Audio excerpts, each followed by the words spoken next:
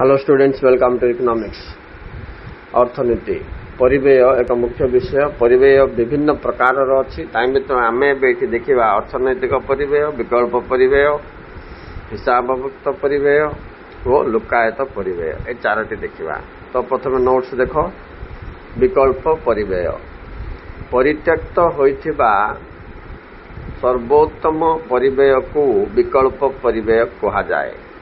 माने धरिनिय तमे दुईटी जिनस उत्पादन करछ, तो गोटे बदल रे आउ गोटे उत्पादन कले गोटे को परित्याग करिया पड़िबो। से परित्यक्त होइथिबा द्रव्य बाबद रे जहा खर्च हेउथुला ताहाकू विकल्प परिव्यय कहा जाए। अर्थनैतिक परिव्यय गोटे उत्पादन प्रक्रिया रे हेउथुबा समस्त खर्च माने हिसाब को आसुथुबा परिव्यय, लुकायत माने नजर को न आसुथुबा परिव्यय रो समष्टि को अर्थनैतिक परिव्यय कहा जाए। तेणु गाणितिक सूत्र रे आमे जदि लिखिबा तो एमती लिखिबा हिसाबयुक्त परिव्यय और लुकायत परिव्यय रो समष्टि मध्य प्लस चिन्ह दब इज इक्वल टू अर्थनैतिक परिव्यय। आको आमे मोट परिव्यय मध्य कहि परिबा हला। एबे जो देखिबा पार्थक्य दर्शाओ हिसाबयुक्त परिव्यय और लुकायत परिव्यय मध्य रे।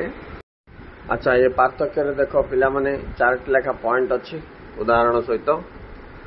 तो मैं कौन करिवो ना फास्ट मु मीनिंग कहि दउची। हिसाबयुक्त परिव्यय प्रतिष्ठान रो उत्पादन प्रक्रिया रे जो सब खर्च माने हिसाब को आस्थाए आमे अकाउंट मेंटेन कला बेल को धरा पड़े सेगुड़ी को हिसाबयुक्त बोली कहा जाए। यह स्पष्ट अटे।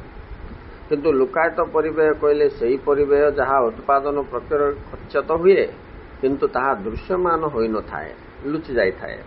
उदाहरण जदि तुमको देबी तो धरिनियो तुम गोटे मूर्ति किणुच, तो मूर्ति पैसा तुमको हिसाब रे आसीबो, किंतु मूर्तिटा तुमर अनुष्ठान पाखे पहुंचला परे आमे जो रिक्शा भड़ा देइथिबा सेटा हमको देखा दिबो नाही। तो से खर्च को आमे मिसेई करी मूर्तिर पैसा एतिकी मध्ये कोइ परिबा नाही। तेणु इठी किछि जिनिस जो लुचि जाउची, सेमती प्रतिष्ठान निजस्व गाड़ीर पेट्रोल खर्च को किंबा निजस्व घरर भड़ा को एगुड़ाक सब लुकायत रे जीवो।